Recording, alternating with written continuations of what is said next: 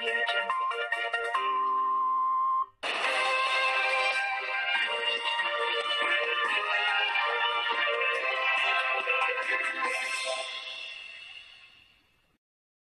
मी विशाल गाडे. पाहत आहात SM star Marathi. चला आजच्या दिवसभरातील ठळक घडामोडींचा आढावा घेऊ. कुकटोळी म्हणजे जुना पन्हाळा, कवठेमंकाळ तालुक्याला ऐतिहासिक शिवकालीन वारसा. अवघ्या 12 किलोमीटर अंतरावर सह्याद्री पर्वतरांगेच्या पट्ट्यात जिल्ह्यातील सर्वात उंच जांभा खडकाचा डोंगर. निसर्गरम्य श्रावणी परिसर म्हणजे जुना पन्हाळा अर्थात कुकटोळी गिरलिंगी डोंगर.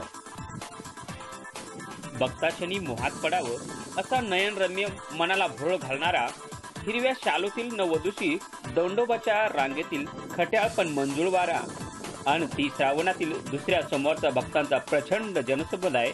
तो सोहळा आल्हाददायक निसर्गरम्य सौंदर्याने मन पायात गुटमळल्याशी वाचून राहणार नाही असं प्रसन्न वातावरण.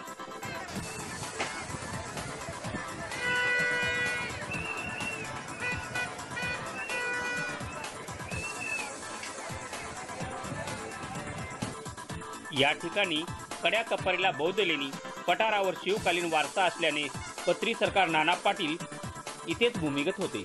त्यामुळे महाराष्ट्र, कर्नाटकासह आसपासच्या 8-9 तालुक्यातून लोक गिरलिंगी देव दर्शनासाठी हजारो लोक येतात.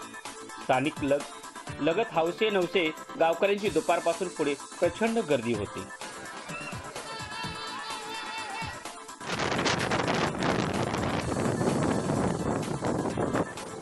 शासनाने पर्यटन स्थळाचा क दर्जा दिला, पण कोणत्याही सुविधा इथे उपलब्ध नाहीत.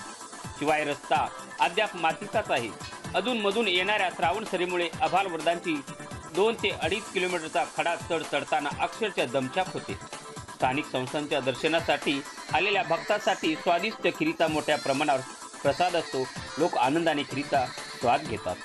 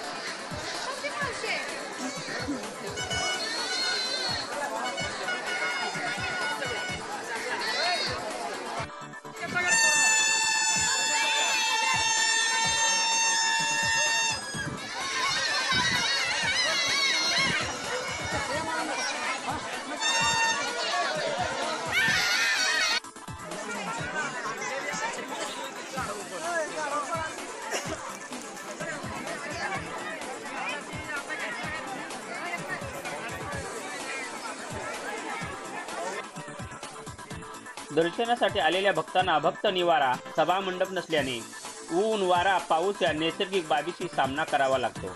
याकडे प्रशासनाचे दुर्लक्ष होताना दिसत आहे. या सोयी इथं व्हाव्यात अशी दर्शनासाठी आलेल्या भक्तांची मागणी आहे.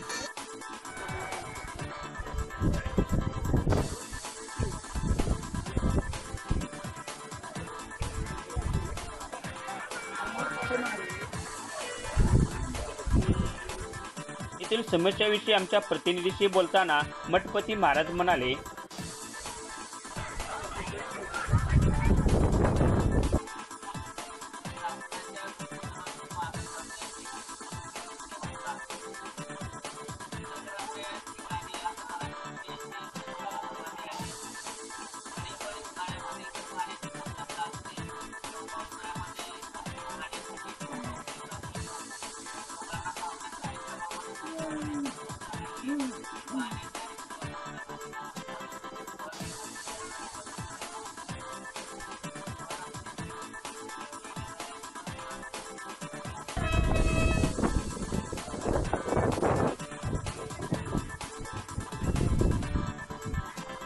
मंदिराच्या वरच्या बाजूला पठारावर देवस्थानाच्या मालकी हक्काची 50 एकर जमीन असल्याने विकास कामे करण्यास, सभा मंडप बांधण्यास या ठिकाणी भरपूर वाव आहे.